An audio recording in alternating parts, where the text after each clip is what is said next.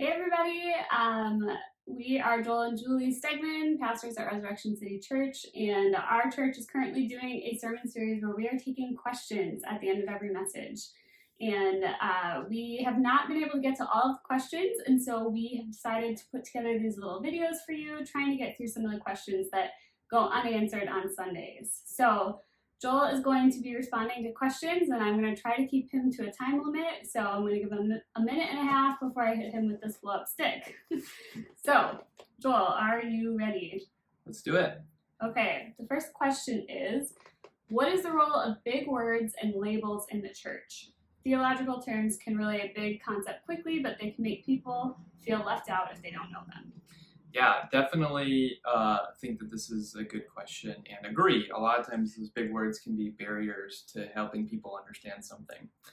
I like to think of it like this. Right outside of, we're sitting in our sunroom right now and we can see all the hostas and trees and different things growing right now. And it's really fun and beautiful to sit and just watch them grow. Like we can see what's going on and it sort of evokes, you'll feel overcome by the beauty of it sometimes and really enjoy it.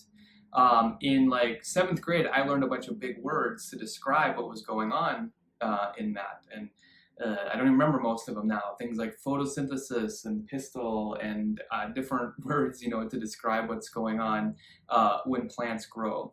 And those words matter because they describe what's happening, but I can enjoy and understand the beauty of a plant growing without knowing the big words behind it. The big words sort of help to clarify what's going on and distinguish what's going on from other things. And that's why those words are helpful, because other words that we use, sometimes if we use it to describe something that's going on in a plant or in the gospel, might not help us understand, with clarity what's going on. So the big words are helpful there. But when what matters is being overcome by the beauty of it and understanding it in that way, and knowing and seeing the impact that it has on the art. And when that is, if the big words are creating barriers to that, that's a problem. I did it. Mid-sentence. Mm-hmm. Can you comment on other ancient literature that claims that El and Adan are just part of a Canaanite pantheon? Yeah, so this is obviously a question in a minute and a half I question with big words. hardly scratch the surface of. I'll just say this. Both are used in the Canaanite pantheon. That's true. The names El and Adan are sometimes used to describe God in the Old Testament, are used in other places in the Canaanite pantheon. Here's the difference, though. There is actually another name that is often used to describe who God is, which is Yahweh. It's called the Tetragrammaton. And another big word, sorry. But that's used to describe him as in his name, as he sort of reveals himself specifically to his covenant people, right? Instead of going by sort of these more general words for God, which are what El and Adan are. And those only show up in the Israelite texts. And my friend Aaron, he's going to seminary, he goes to Res City.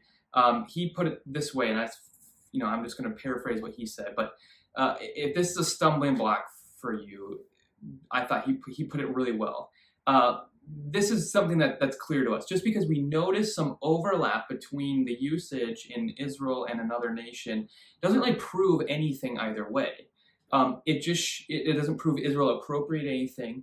The sharing of material like this is very, very, very well known within scholarship, and it's has been for a while, and it doesn't prove Israel robbed anything. It doesn't, it just is showing their similarity and that common words used to describe different things and common understanding. It doesn't disprove anything. And like I said, it's very well known and has been for a long time in scholarship.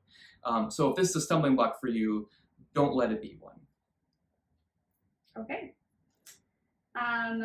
This question says, I thought we were never supposed to pronounce the divine name of God, and yet you were using it in your sermon without hesitation. Yeah, that Tetragrammaton I just talked about, Yahweh, is this name that God reveals himself to, specifically to Moses in the burning bush in Exodus 3.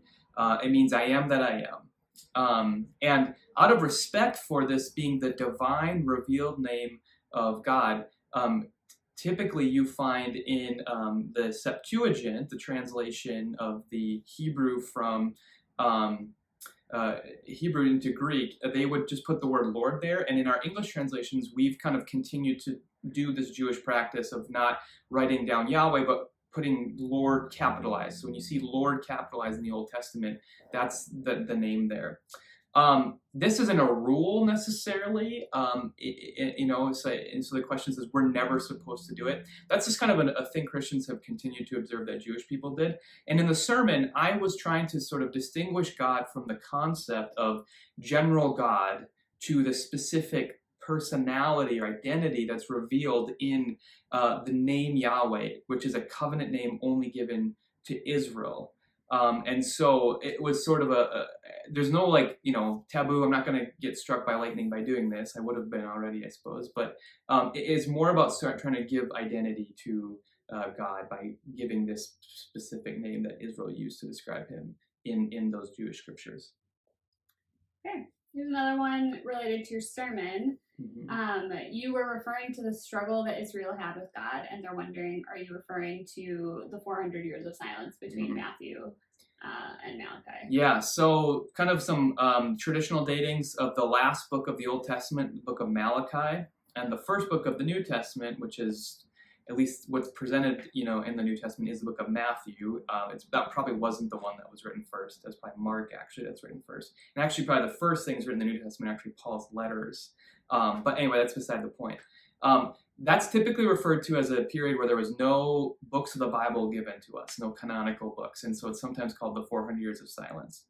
Now, there's a lot of question as to when actually some of the books that are in our Old Testament were being finalized.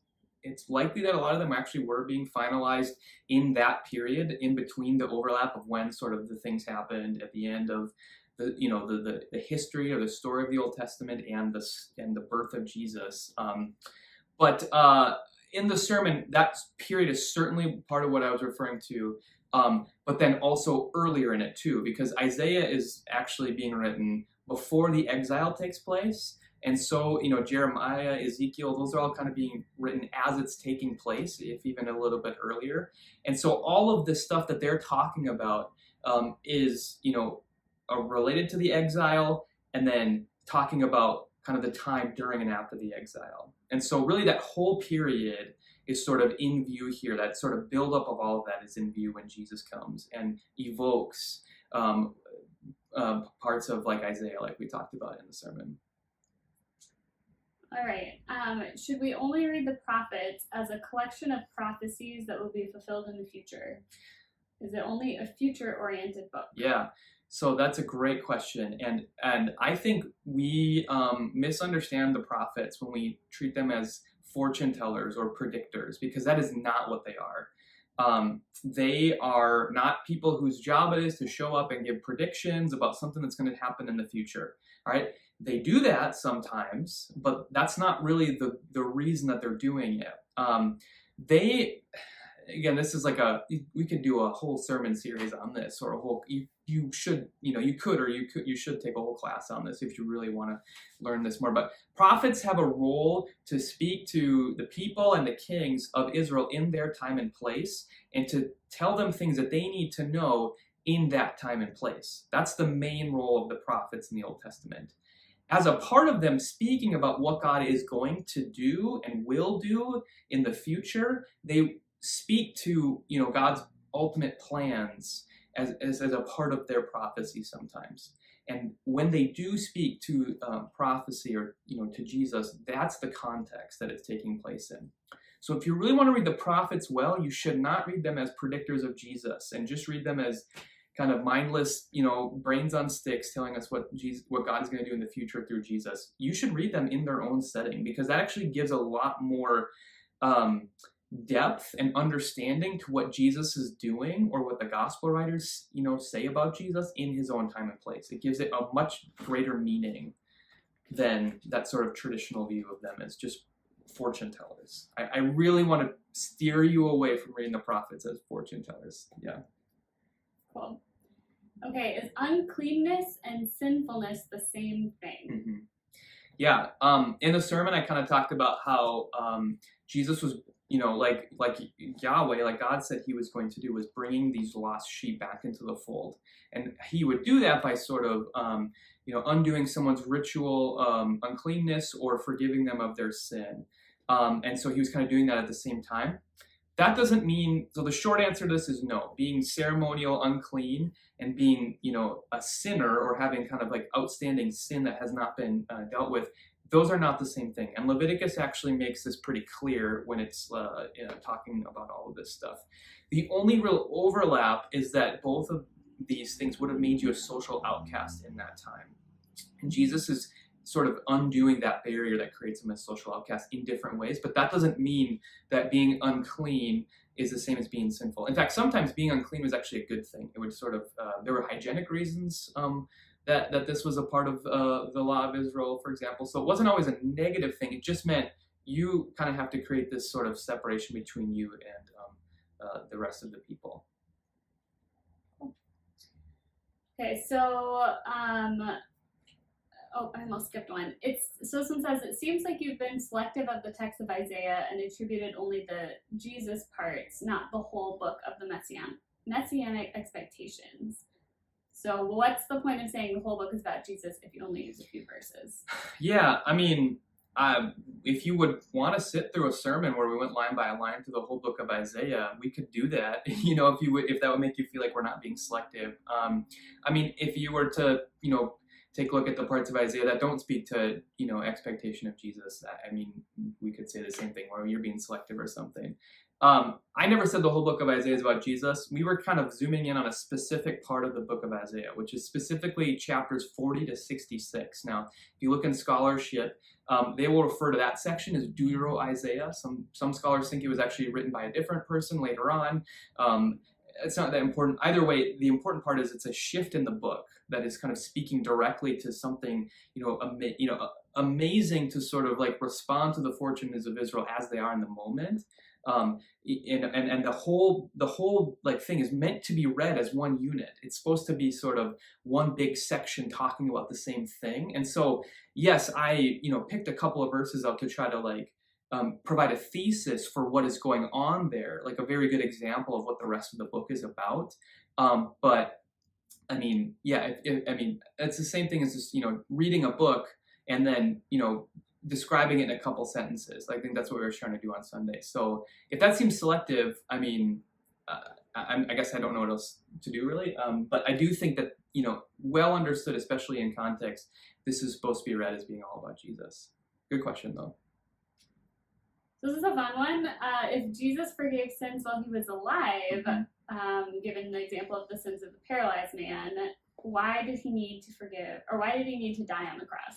Yeah, so this is a good question too. And actually within, and this is where it helps to understand how forgiveness of sins and sacrifice worked in Israel. There were kind of two big sacrifices that Jesus could have chosen to evoke. The first is if you ground it on Yom Kippur, or the Day of Atonement, which was a yearly sacrifice of atonement or sin for people. It was limited to a year. It did not have any sort of ongoing forgiveness, and it didn't sort of cleanse you ritually for going forward. It just was like, okay, we're good now. Next year we're going to come back and do the thing. It assumes we will continue to need this to have to happen to us. Forgiveness is not just about absolving of sin, though, and we talked about that a little bit in that second sermon about how the idea of what's going on in Jesus' forgiveness of sins is not just like to get us off the hook. It's actually about a lot more. And this is where the sacrifice that Jesus tries to evoke through the Passover meal, it leads us not to the Day of Atonement, but to the Passover event itself, where this one sort of sacrifice, just one sacrifice of a lamb in one moment sort of set Israel free forever from Egypt and brought them into the hope and promise of this new land that God was going to bring them into. It created a new covenant, a new reality that was enduring and a lasting one between Israel and God. And so Jesus' sacrifice is supposed to do this, create these new realities, create an ultimate rescue, and it evokes that sacrifice more, I think, than Yom Kippur. Now, in Hebrews, I know you're about to hit me again. I'm about to go real quick here. In the book of Hebrews, the author of Hebrews kind of ties Jesus' sacrifice to show how it is also a fulfillment of Yom Kippur. But again, even the author there makes the point that this sacrifice is not one that needs to go over and over and over again. So anyway, yeah, I hope that answers your question. It's a big one. It's a thick one, and a minute and a half is not really do it justice, but that's a short answer. Okay, so you talked a little bit about the Trinity and proof texts in your sermon. So this person asked, why isn't John 1:1 a proof text for the Trinity? Yeah, good question. So first off, I mean, just by virtue of what is in John 1:1, there is no mention of the Holy Spirit. So if we're going to use it as a proof text for the whole Trinity, Father, Son, and Holy Spirit, it would not really work at that because it doesn't say anything about a third person. It just talks about Jesus and God. So first off, just from that standpoint, it doesn't get us to the Christian doctrine of the Trinity. It just gets us to a relation between Jesus and God. Now, to be clear, I think that John 1:1 speaks to what Christians believe, that Jesus and God are, they are one. They are the same. They're the same being, same substance, different persons within the same substance, all stuff. Like, I think John 1:1 is sort of a foundational text to get us there. I don't think you can get there with just John 1:1 though. And that was kind of the point I just made. And then again, in the context of what I was saying in the sermon too, I was talking about how Mormons and Jehovah's Witnesses, for example, like they know their Bibles too. And if you've ever had a conversation with one of them and you go to John 1:1, they have got all their own responses to it. And it's very tough to have a conversation because they have their own ways of sort of reading that verse. They will not accept it as a evidence for the Christian view of the Trinity. They just won't. They have all these other ways of kind of interpreting and reading it, and they'll even go to the Greek with you if you do it. So I was trying to say, like, it's a challenge to pick one verse as sort of the flag standard bearer for, like, this is how we get to this, well-developed doctrine of the Trinity that we all Christians believe today. All right, and then the last question today says, Old Testament prophecy can be hard to understand, including when it's pointing to Jesus. Mm-hmm. So what advice do you have for our church to better understand Old Testament prophecy in a way that will help us learn more about Jesus? Yeah, awesome question. Good one to end on too. And like I said, like, this is something I feel like the prophets are totally underutilized and misunderstood or not fully understood within the church today. I think it's a real tragedy because they have so much to say to us. So a couple of quick things. First off, just understand what prophecy is and isn't. And I talked about this a little bit earlier. They're not just here to be fortune tellers. Like, there is so much more to what the prophets are doing. And we understand their context and the story that they're living in and what they're actually saying fully to Israel. It adds so much more depth to Jesus when he evokes them. And we've tried to do some of that in the series, but like, we're only just scratching the surface of it. Okay, second of all, is know the context of their prophecy, like the story, like I just said. So read them. Don't just read their predictions, right? Don't just read the things that get quoted in the New Testament. Read the whole book. Understand everything that's going on, and it will make a lot more sense. Usually, but not always, and that's the last thing here, is that not all prophecy, not all the stuff that's treated as prophecy as far as fulfillment of who Jesus is by the New Testament authors is a prediction or is a speaking about what God will do in the future. All right, just read the first 2 chapters of Matthew. Read the things that Matthew says, this was a fulfillment of what the prophet whoever said. And then go back and read it in context, and you'll find that a lot of those were not actually predictions. They were actually something much different. And so it kind of has to expand our understanding of what prophecy is and what fulfillment of prophecy is. So I'll end it there, but it's not as clear-cut or straightforward as we tend to talk about it a lot of times in the church. It's a lot more interesting, actually, I think, and fun than that. So, yeah. Great. Thanks, everyone. Yeah. We'll be putting out another video this week because we were on vacation last week, so we're 2 behind.